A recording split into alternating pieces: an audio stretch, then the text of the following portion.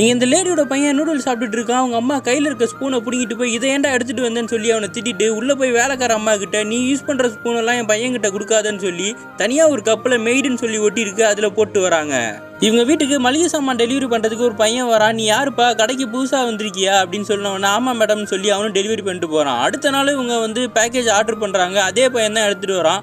அந்த பையன் சொல்கிறான், இதுக்கப்புறம் உங்களுக்கு ஆர்டர் வேணும்னா ஃபோன் பண்ணாதீங்க மேடம், என் நம்பர் தரேன், அதுக்கு மெசேஜ் பண்ணுங்கள், நான் எடுத்துகிட்டு வந்துடுறேன்னு சொன்னவொன்னே இவங்களும் அவங்க ஃபோனை கொடுத்து நம்பரை சேவ் பண்ணி வைக்கிறாங்க. அடுத்த நாள் இவங்க மெசேஜ் பண்ணுறாங்க. அந்த பையன் டெலிவரி பண்ண வரான். அந்த பையன்கிட்ட கேட்குறாங்க நீ என்ன படிச்சிருக்கேன்னு. அந்த பையன் சொல்கிறான் பிஏ படிச்சுக்கிட்டு இருக்கேன், ஃபீஸ் கட்டுறதுக்காக தான் இந்த மாதிரி சின்ன வேலைலாம் பார்த்துக்கிட்டு இருக்கேன்னு சொல்கிறான். அந்த பையன் கேட்குறான் எத்தனை வருஷமாக நீங்கள் இங்கே இருக்கீங்கன்னும் போது 13 வருஷமாக இருக்கேன்ப்பா அப்படின்றாங்க. நீங்கள் சந்தோஷமாக இருக்கீங்களான்னு கேட்டவொன்னே அவங்களுக்கு மூஞ்சி மாறிடுது. டக்குன்னு பேச்சை மாற்றி அந்த பையனை அனுப்பி விட்டுறாங்க.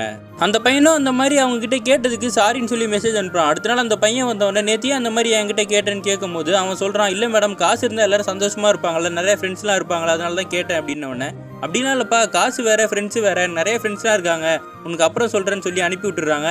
நைட்டு இவங்களும் வந்து அவங்க காலேஜ் ஃப்ரெண்ட்ஸுக்கெல்லாம் ஃபோன் பண்ணி பார்க்குறாங்க. நிறைய பேர் எடுக்க மாட்டாங்க. சில பேர் எடுத்தாலும் வேலையில் இருக்கேன் உடனே வையின்னு சொல்லி ஃபோனை கட் பண்ணி விட்டுறாங்க.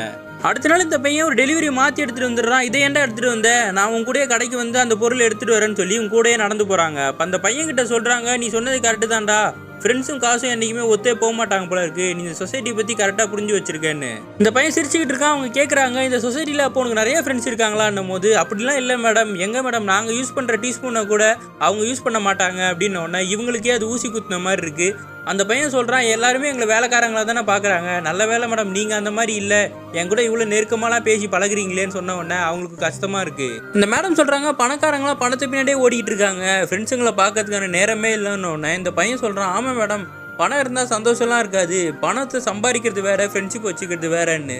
அதுக்கப்புறம் பேசிக்கிட்டே 2 பேரும் போயிடுறாங்க. அடுத்த நாள் ஒரு ஆர்டர் பண்ணுறதுக்காக அந்த பையனுக்கு ஃபோன் போட்டால் போகவே மாட்டேங்குது, மெசேஜ் பண்ணாலும் ரிப்ளை வரல. உடனே கடைக்காரங்களுக்கு ஃபோன் பண்ணி 2 ஆர்டர் சொல்கிறாங்க.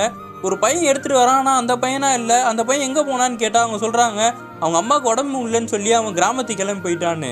இவங்களும் மனசு கேட்காம அந்த பையனுக்கு அம்மா பத்திரமா பார்த்துக்கூடான்னு சொல்லி மெசேஜ் அனுப்பி விட்றாங்க. இவங்க பையன் வந்து சாப்பிட்றதுக்கு ஸ்பூன் கொடுங்கம்மான்னு கேட்ட உடனே அந்த மெய்டு கப்பில் இருக்க எல்லா ஸ்பூனையும் எடுத்து ஒரே கப்புக்கு மாற்றிட்டு இவங்களும் ஃபோனை வச்சுட்டு போகிறாங்க. கரெக்டாக அந்த பையனும் தேங்க்யூ மேடம்னு அனுப்புகிறான்.